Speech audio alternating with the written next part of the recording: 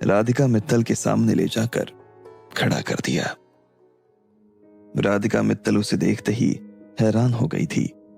दरवाजे पर ही खड़ा रखोगी या अंदर आने को भी कहोगी?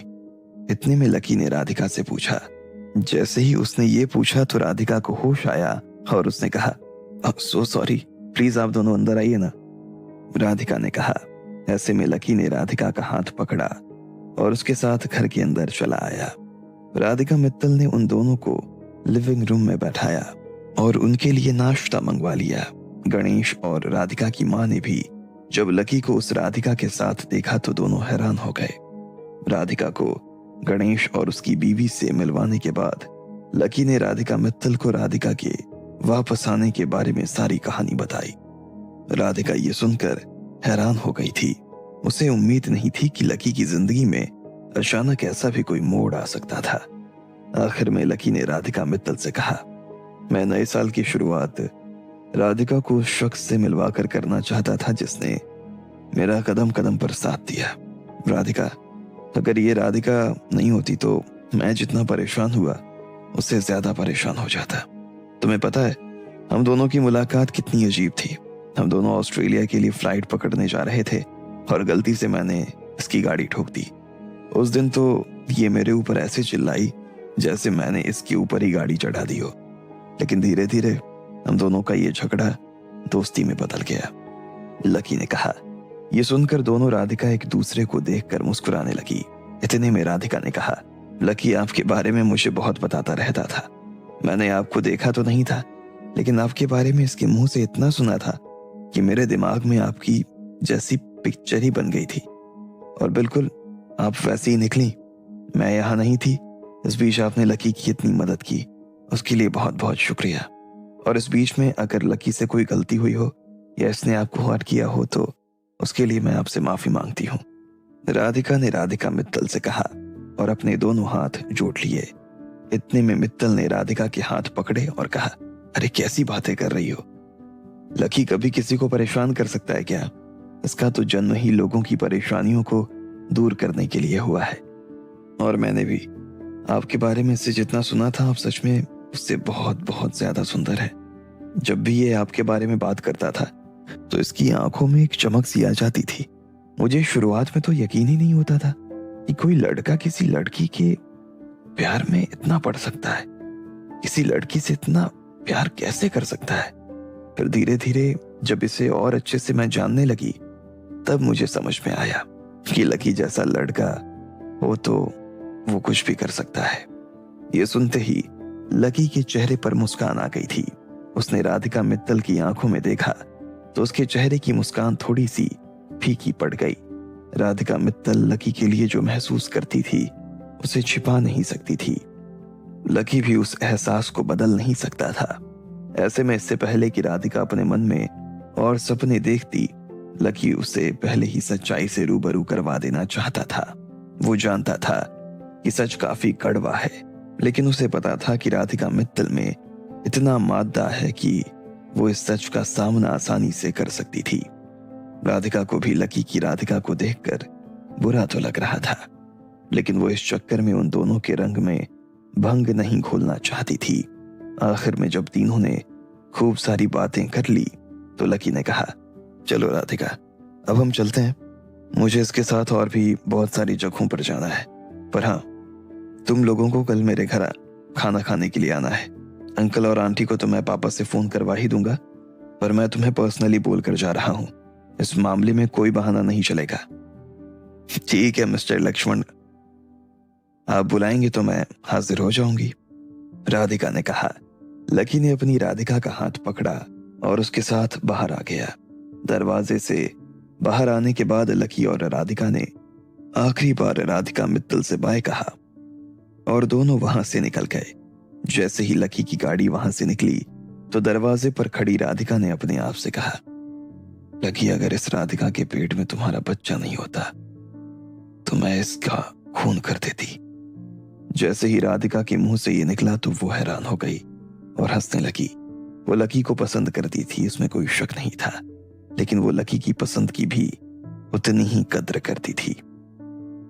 कोई बात नहीं लक्ष्मण लाल, इस जन्म में नहीं तो क्या, अगले जन्म में ही सही, लेकिन मेरा हाथ तुम्हारे हाथ में जरूर होगा, राधिका ने मुस्कुराते हुए अपने आप से कहा और फिर घर का दरवाजा बंद कर दिया। उधर जब राधिका मित्तल अपने दरवाजे पर खड़ी होकर अपने आप से बात कर रही थी, तब इधर राधिका ने लकी से गाड़ी में बैठने के बाद कहा, मुझे उस लड़की के लिए सच में बहुत बुरा लग रहा है लकी। क्यों? लकी ने पूछा। तुमने उसकी आंखों में नहीं देखा? क्या था उसकी आंखों में? उसकी आंखों में साफ नजर आ रहा था कि वो तुमसे बहुत प्यार करती है, राधिका ने कहा। यह सुनते ही लकी मुस्कुराने लगा और बोला, जानता हूं, अच्छी तरह से जानता हूं। वो कई बार मुझे प्रपोज भी कर चुकी है। एक बार तो मेरी झूठी पत्नी भी बनने को तैयार हो गई थी, और इस चीज के लिए मैं उसका जितना एहसान मानूं उतना कम है। मैंने उससे ये वादा किया है कि उसे जिंदगी में जब कभी किसी चीज की, किसी मदद की जरूरत होगी तो मैं सबसे पहले उसके लिए खड़ा रहूंगा। हाँ, लेकिन इससे उस प्यार की भरपाई तो नहीं होगी ना लकी, जिसकी वो तुमसे उम्मीद कर रही है, राधिका ने कहा। लकी फिर से उसकी बात सुनकर मुस्कुराने लगा और एक गहरी सांस लेते हुए बोला, राधिका, प्यार का मतलब पाना नहीं होता। किसी को प्यार करने में और किसी को पाने में बहुत फर्क होता है।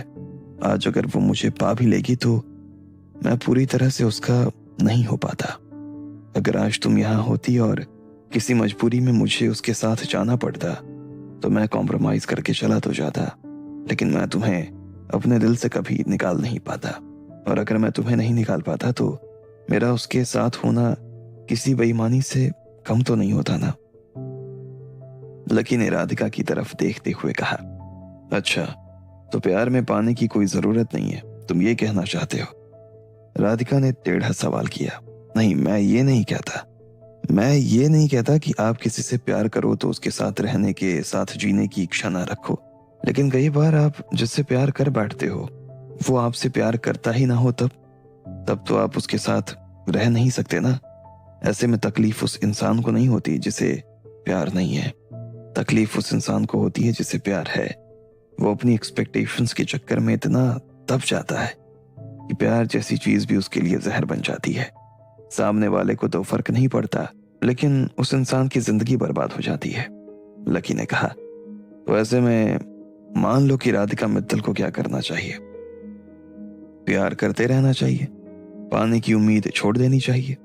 आज मैं तुम्हें पाना चाहता था, तुम मुझे पाना चाहती थी, तो हम दोनों साथ में, लेकिन मैं राधिका मित्तल को नहीं पाना चाहता था और ना ही किसी और लड़की को पाना चाहता था, तो हम दोनों साथ नहीं है।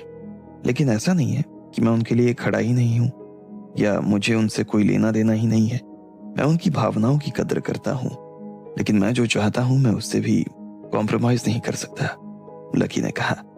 उफ, तुम्हारी ये बड़ी बड़ी बातें, राधिका ने कहा और मुस्कुराने लगी।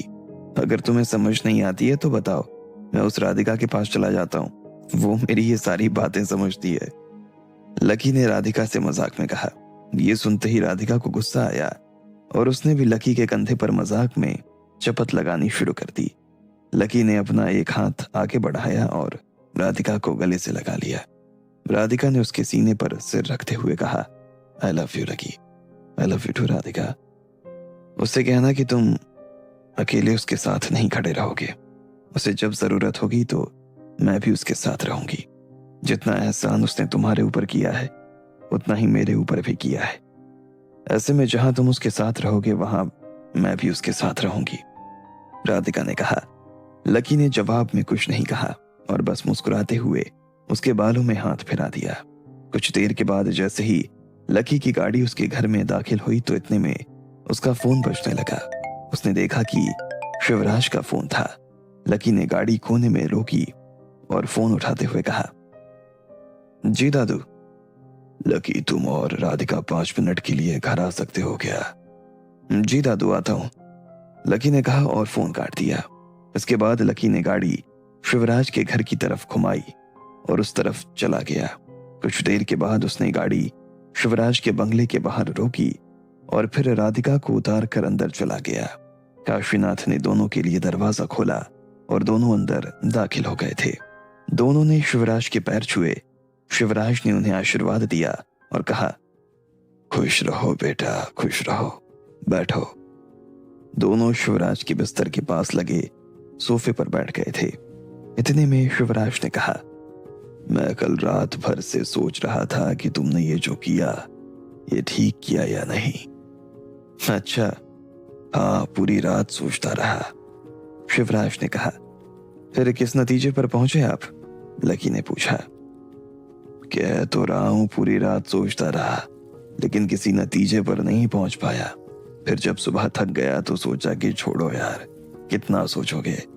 बहू ने इतनी अच्छी खबर सुनाई है और तुम होगी सही गलत के फेर में उलझे हुए हो, इसलिए मैंने, शिवराज ने कहा और लकी और राधिका की तरफ एक लिफाफा बढ़ा दिया। इसमें क्या है दादू?